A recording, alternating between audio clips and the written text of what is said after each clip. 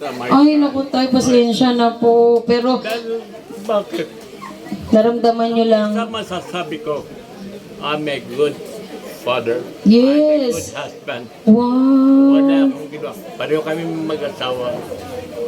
Hindi healthy. Naghihintay na lang kami ng... Ay, tatay naman. Pero at least, di po ba yung awit natin, naramdaman nyo tayo na ito po ay kanta ko mula sa aking puso. Actually, iyakin din po ako. Kaya medyo pinipigilan ko po. Wala pa luha. Opo. Naalala ko lalo na itong lugar natin. Dumatala ko sa edad na ito. Nakita ko ang katotohanan, ang sarap ng buhay. Tama po. Yun lang na kaiba na. Ako hindi ko binibilang ang sarili ko. Dahil yung nasa edad, nalalaman ko. Gusto ko man sa English na I pass because of time. Naku, Wow. hindi pero ako. Wow, 96 years. Nakuha na ako. Tay, pasensya na kayo. Napaiyak ko pa kayo. Dahil hindi ko po sinasadya. Pasensya na po. Kaya lang, alam po ninyo, Hindi ako nag-aarte. opo, alam ko naman. This is the time when I was able to live here freely because of my profession. Wow. Sige, thank you very much. Thank you so much po. Thank you so much. Pray to God. Opo, opo. Come, whatever. Come now. Everybody will be happy. And of course, to you, I promise that Okay. someday I can be Leon. Sige, salamat, Iha. Salamat. Iya, ang gusto eh. Pasensya na po. Pero, gusto ko lang po mapasaya yung mga senior. Kaya alam po ninyo, sa totoo lamang, kahit na marami pong sinasabi yung ibang tao, hindi ko na po masyado iniintindi kasi ako po ay magulang din at may mga magulang pa na gusto kong bigyan din sila ng pagmamahal na hindi naman po natin kailangan haluan ng politika palagi yung ginagawa natin. Pero ako po ay bumababa sa karamihan ng barangay sa buong Maynila. At nakita ko po yung mga nanay, yung mga lola na nagtatrabaho pa. Kahit na 100, 200 lang yung kinikita nila, nagkakalaw pa po sa mga anak. Kaya sabi ko, hindi naman siguro too much kung tayo po ay maglingkod sa mga senior citizen dahil mahirap po ang buhay, lalo na pag mag-isa lang po kayo. Kaya gusto ko po na makatuwang po ako ng mga senior citizen na maramdaman po ninyo na mayroong isang tao magmamahal sa inyo. Kahit na hindi ko po pasukin ang politika, maniwala po kayo sa akin. Hindi po ito hangad ko, kundi gusto ko lang din na sa pagkakataon pong ito na binigyan ako ng Panginoon ng pangalawang buhay. Eh sana po mabigay ko lahat ng paglilingkod.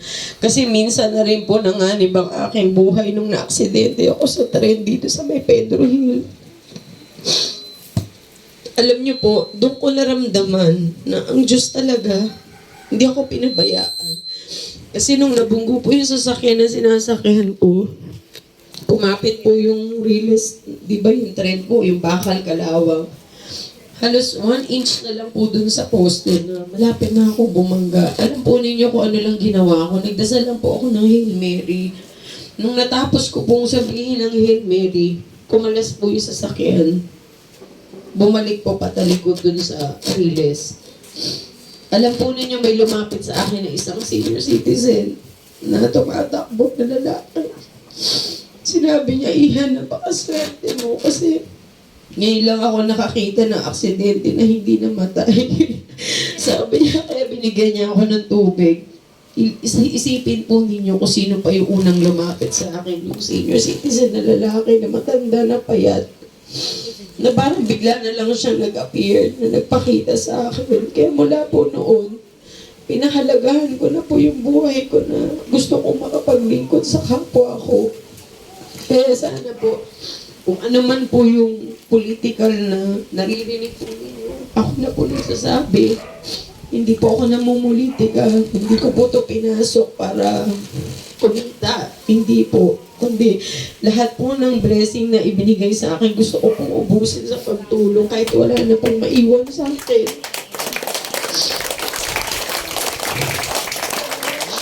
Naiya tuloy ako, nag-iyak ako dito. Nakwento ko pa po tuloy na aksidente. Totoo po na aksidente ako sa tren. Halos nanginig po yung driver ko na kasama na siya po ang nanginginig. Kasi ako po, sa totoo lang, nung na-aksidente po ako sa tren, parang meron pong shield na nag-cover sa akin. Hindi po ako nauntok, hindi ako gumanon. Kasi ang lakas po ng impact eh. Pero di ba normally po, pagka ang lakas ng impact, gaganon ka. O kaya gaganon. Wala po nangyari sa akin, naka-steady lang po ako. Doon ko po naramdaman talaga yung presence ni God na binigyan po niya ako ng anghel na niligtas po ako. Kaya sino ho magsasabi na hindi ako maswerte? Sino ho bang hindi matutuwa na ikaw ay makapaglingkod sa panahon na ibinigay niya po sa akin yung pangalawang buhay?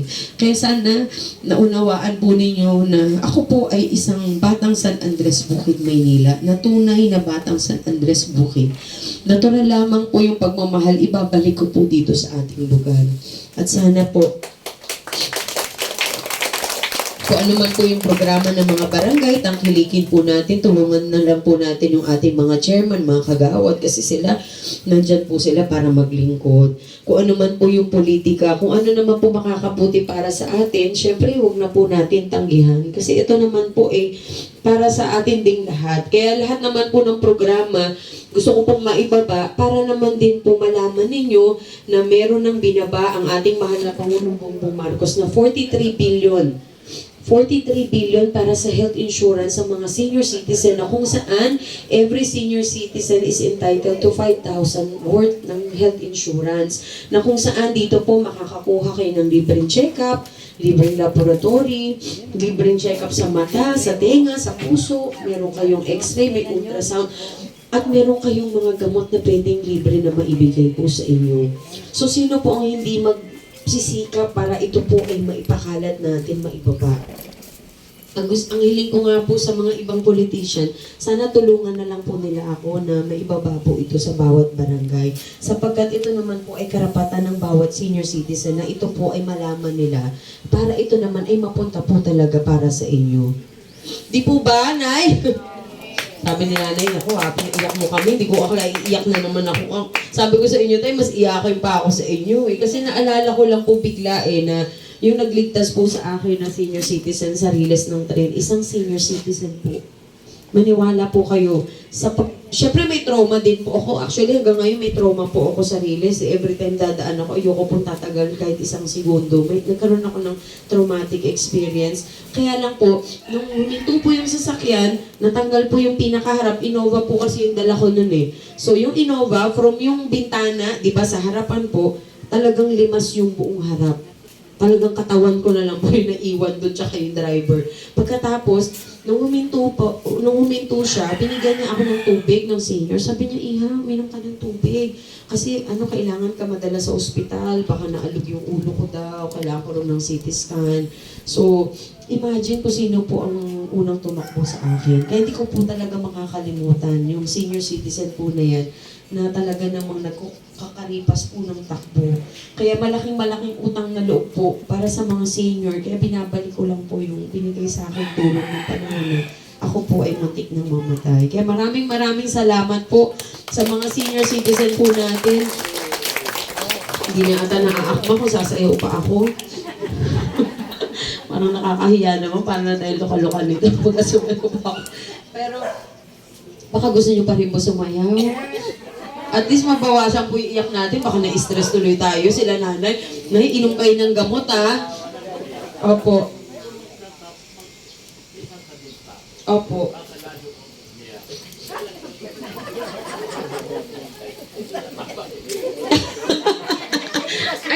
Ay, ganun pa. Kanina ba, yan, sabi ko, ano gano'n? Hindi ko alam mo, pag matanda ka na, Opo. hindi mo na pipigilan lang. Opo. Sorry naman. Ang dami ko namang kasalanan pala. Sorry. At totoo niya, basa na ngayon.